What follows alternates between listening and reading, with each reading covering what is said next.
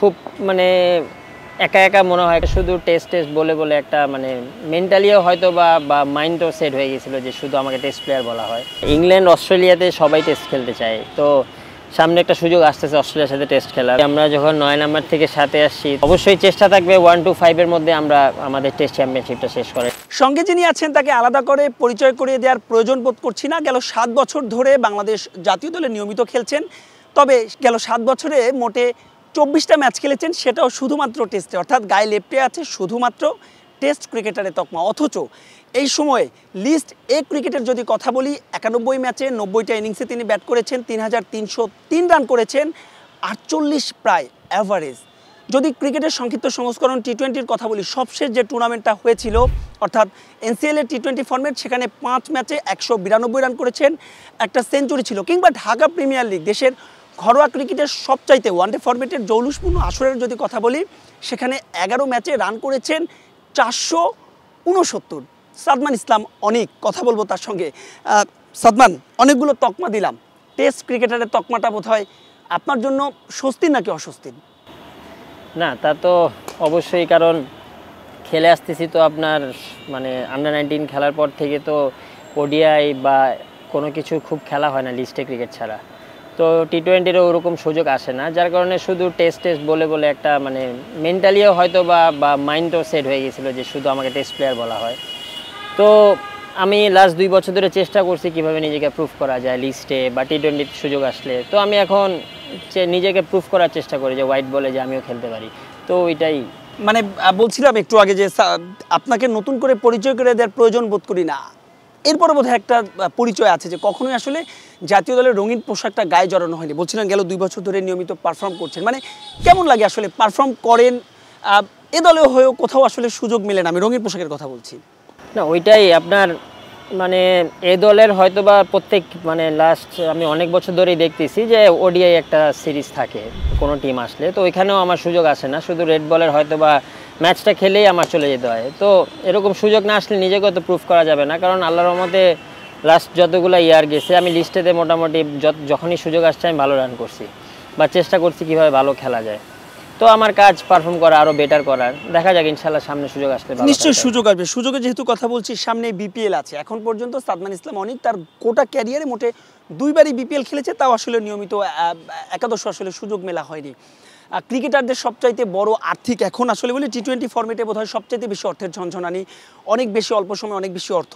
সতীর্থরা যখন খেলে, আপনি বিপিএল খেলেন না, খারাপ লাগে নিশ্চয়ই? না, তা তো অবশ্যই। ওই টাইমটা খুব মানে একা একা মনে হয়, কারণ ওই টাইমটাতে প্র্যাকটিস করারও ফ্যাসিলিটিস ওরকম ঢাকার মধ্যে থাকে না, যার কারণে মানে মনে হয় যে একটু প্র্যাকটিসেরও তো দরকার হয়, কারণ হঠাৎ করে টেস্ট ক্রিকেট চলে আসে তখন। তো হয়তো বা কোনো টিমের সাথে থাকলে অ্যাটলিস্ট প্র্যাকটিসে থাকা যেত বা নিজের ফিটনেসটাও মানে করে রাখা যেত। তো সামনে তো অবশ্যই খেলা আছে, যদি এই সুযোগ আসে ওইটাই আশা। একেবারে বিপরীত চিত্র ভারতে, যারা নিয়মিত ভারতের টেস্ট ক্রিকেটারের তকমা যাদের গায়ে আছে, যেমন আজিঙ্কা রাহানের কথা বলি, কিংবা রাহুল দ্রাবিড়রাও যখন খেলতেন, তাদের টেস্ট ক্রিকেটারের সবাই কিন্তু নিয়মিত আইপিএল খেলেন। হ্যাঁ, এটা তো আপনার মানে খেলে, কারণ আপনার ওরা টেস্ট ক্রিকেটার তো ইন্ডিয়া টিমে যারা ছিল, আমি একমাত্র পূজারাকে দেখছি, ও তারপরেও কোনো একটা টিমে ছিল, হয়তো বা ম্যাচ হয়তো বেশি খেলা হয় নাই, অ্যাটলিস্ট প্র্যাকটিসে থাকা হয়। তো আপনার লম্বা একটা সময় ওই টাইমে গ্যাপ চলে আসে একটা প্লেয়ারের, তো আপনার যদি প্র্যাকটিসেরও ফ্যাসিলিটিস ওরকম থাকতো তারপরও ছিল জিনিসটা না ওকে, বাট বিপিএলটা আসলে প্র্যাকটিসের উইকেট পাওয়া যায় না বা ফ্যাসিলিটিস ওরকম আসে না, এটাই সবাই ব্যস্ত থাকে। তো ওইটাই সবচেয়ে হার্ড, যে নিজেকে কীভাবে ওই টাইমে রেডি রাখা যায়। সবশেষ এনসিএলে আপনি একটা সেঞ্চুরি করেছেন, আপনার স্ট্রাইক রেটের যদি কথা বলি 150+, যদি ভুল না করি 156। মানে হঠাৎ করে সাদমান ইসলাম অনেকের গায়ে টেস্ট ক্রিকেটারের তকমা আমরা বারবার বলছিলাম, মানে একটু যদি বলতেন সবশেষ এনসিএল টি-20 ফরম্যাটটা নিয়ে। মানে চেষ্টা ছিল লাস্ট আপনার প্রিমিয়ার লিগে আমি চেষ্টা করছি কীভাবে স্ট্রাইক রেটটা ভালো রেখে অগ্রণী ব্যাংকের। জি, তো আপনার লাস্টে যে এনসিএলটা হলো ঢাকা মেট্রো হয়ে খেলছি, তো ওইখানেও চেষ্টা করছি, যেখানেই ব্যাটিং করি লাস্ট প্রথম 2টা ম্যাচ আমি 3-এ, একটা ম্যাচে 4-এ ব্যাটিং করছি। তো আবার ওপেনিংয়ে যখন আসছে সুযোগ, চিন্তা করছি যে এখন মানে টাইমটা ভালো, স্ট্রাইক রেটটা ভালো রাখার, তো আমি ওইভাবেই ব্যাটিং করছি। নিজেকে কীভাবে আমি আগেও প্র্যাকটিস করছি ভালো মতোই, যে স্ট্রাইক রেটটা কীভাবে ভালো রাখা যায়, আর শর্টস নিয়ে অনেক কাজ করছি স্যারের সাথেও, তো অবশ্যই আমার জিনিসটা কাজে আসছে, হেল্প হয়েছে। মেট্রোর যেহেতু কথা আসলোই, আমরা একটু পরে আলাপ করতে চাচ্ছিলাম, তারপর একটু ঢাকা মেট্রোকে মিস করবেন এনসিএল এ? না, তা তো অবশ্যই মিস করবই, কারণ আমার ফার্স্ট ক্লাস ডেবিউ হয়েছে ঢাকা মেট্রোর হয়ে। প্রায় 12-13 বছর আমি ঢাকা মেট্রোর হয়ে খেলছি। তো হঠাৎ করে একটা টিম যখন নাই, তো এটা অবশ্যই মিস করবো টিমটাকে। দর্শক যারা জানেন না তাদের একটু জানিয়ে রাখতে চাই, এবার থেকে ঢাকা মেট্রো টিমটা যে পথ চলা টি-20 অর্থাৎ এনসিএল টি-20 দিয়ে শেষ হয়ে গেছে। এখন থেকে আসলে ঢাকা মেট্রো আর থাকছে না, আর নতুন একটা এনসিএল এর নতুন একটা বিভাগ যুক্ত হয়েছে, ময়মনসিংহ বিভাগ। সাদমান, এই বিষয়ে একটু আসি। ঢাকাকে বলা হয় মেগা সিটি, আমরা জানি যে 2 কোটির বেশি লোক এখানে বাস। পুরো ঢাকা বিভাগ থেকে একটা টিম। ঢাকা মেট্রোর আসলে প্রয়োজনীয়তাটা আসলে কতটুকু দেখছেন? আমরা দেখছি যে এইজ লেভেলও আসলে ঢাকা মেট্রো টিম কিন্তু আছে।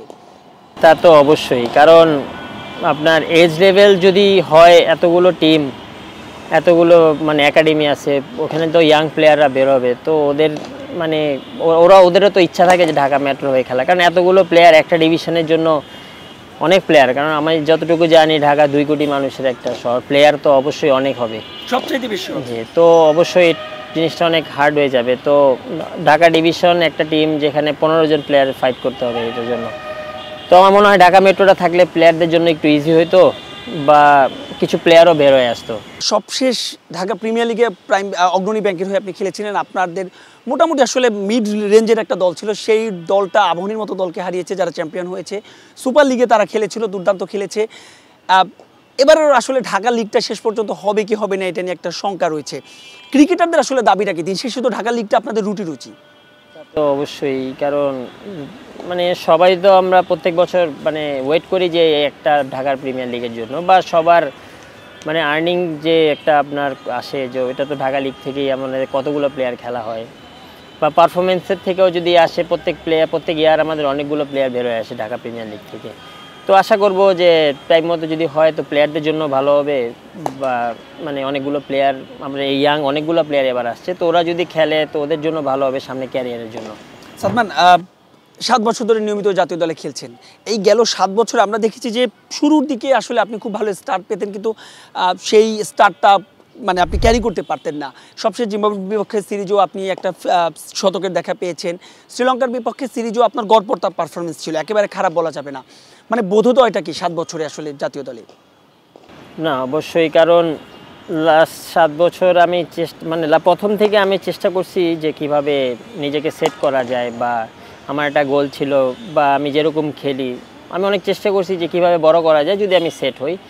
তো মাঝখানে একটা সময় গেছে যে হয়তো বা জিনিসটা আমি বড় করতে পারিনি। তারপরে কোচের সাথে কাজ করে, আমাকে বাবুল স্যারও অনেক হেল্প করছেন ব্যাটিংয়ের, তো ওনার সাথে অনেক কাজ করা হয়েছে। তো আশা করি যে লাস্ট কিছুগুলো টেস্ট আমার খুব মানে আমি চেষ্টা করছি, যদি আমি সেট হই তো চেষ্টা করবো অনেক বড় করার, যতখানি আমার মানে আমি যেরকম খেলি বা আমি যেরকম চেষ্টা করি খেলার। তো সামনে যেরকমগুলো ম্যাচ আছে চেষ্টা করব যে বড় রান করে একটা ওপেনিংয়ে ভালো পার্টনারশিপ দিতে, একটা ভালো পার্টনারশিপ ওপেনিংয়ে টিমটাও ভালো একটা রান বিল্ড হয়।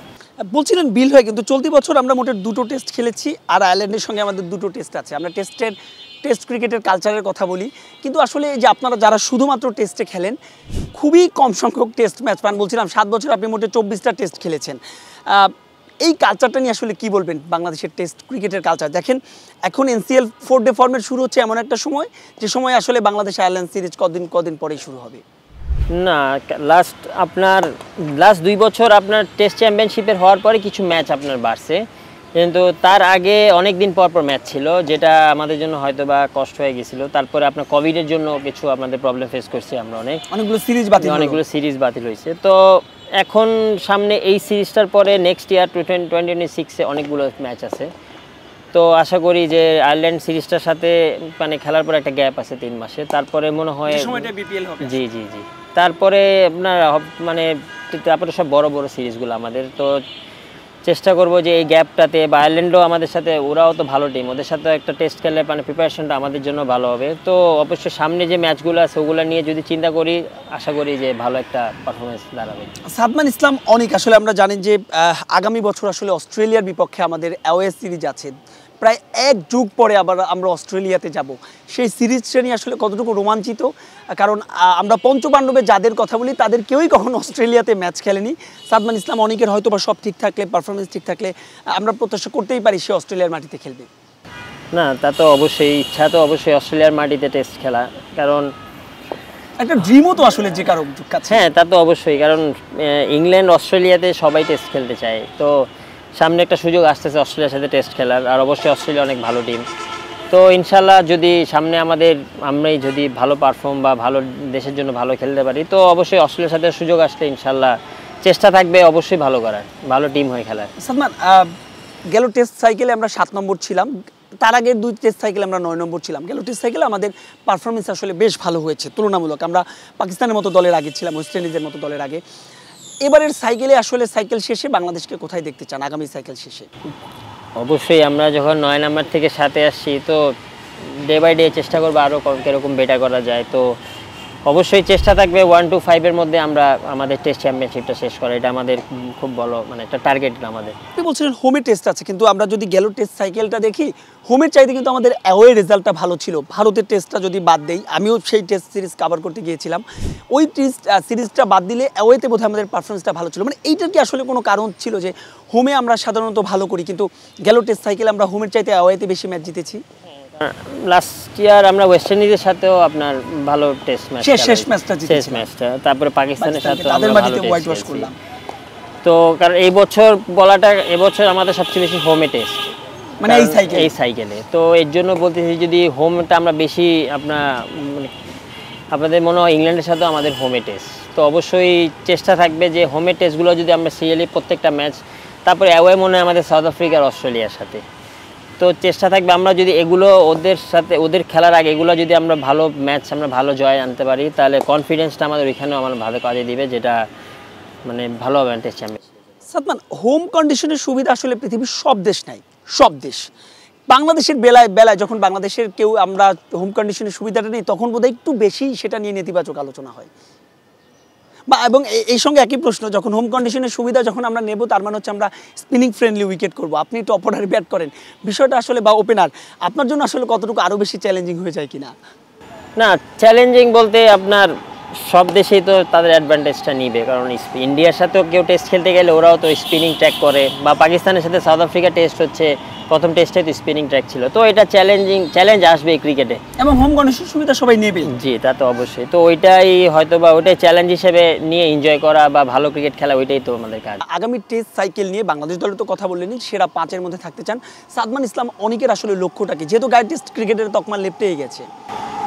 অবশ্যই চেষ্টা তো থাকবেই, কারণ সামনে অনেকগুলো টেস্ট সিরিজ বা লাস্ট যে টেস্টগুলো খেলছি, তো মোটামুটি আমি যদি ওরকম যে লাস্ট শেষটা যেমন শ্রীলঙ্কার সাথে যেরকম শেষ করছি, বা আবার হয়তো বা নতুন করে যদি আমি শুরু করি, অনেকদিন গ্যাপ ছিল, তো চেষ্টা করব যাতে ভালো একটা শুরু করে ভালো শেষ করা যায়, অ্যাভারেজটা খুব সুন্দর রাখতে পারি, বা টিমের জন্য ভালো ওপেনিংয়ে ভালো সেট করে ভালো জুটি দিতে পারি, এটাই আমার টার্গেট। একদম শেষ প্রশ্ন, কদিন বাদেই বিপিএল শুরু হবে, মোটে দুইবার বিপিএল আপনি খেলতে পেরেছেন। এবার যে পারফরমেন্স, আপনি রঙিন পোশাকে ওয়ানডের কথা বলি কিংবা এনসিএল টি20-র কথা বলি, ধারাবাহিক পারফরমেন্স করেছেন। এবার অন্তত আশা করছেন যে সাদমান ইসলাম অনেককে অন্তত বিপিএলের কোনো একটা দল পিক করবে, প্রত্যাশা তো করাই যায়। না, তা তো আশা তো অবশ্যই থাকবে, তো এটা আমার হাতে নাই, আমার কাজ পারফর্ম করা, তো আমি পারফর্ম করে যাব, যেটা যদি আমাকে হয়তো বা মনে হয় কারো পিক করার, তো ওইটা আমার হাতে নেই। অনেক ধন্যবাদ আপনাকে। দর্শক, কথা বলছিলাম সাদমান ইসলাম অনিকের সঙ্গে। একটা কথা বলছেন, তার কাজ পারফর্ম করা, তিনি শুধু পারফর্ম করতেই চান। তবে সাদমান ইসলাম অনিকের যে আক্ষেপ অন্তত রঙিন পোশাকে না খেলা, সেটা জাতীয় দল কিংবা ফ্র্যাঞ্চাইজি ক্রিকেট, সেই আক্ষেপ শুনবে তো সংশ্লিষ্টরা? প্রশ্নটা আপাতত তোলাই রইল। মাহবুব রিমন, স্টার নিউজ, ঢাকা।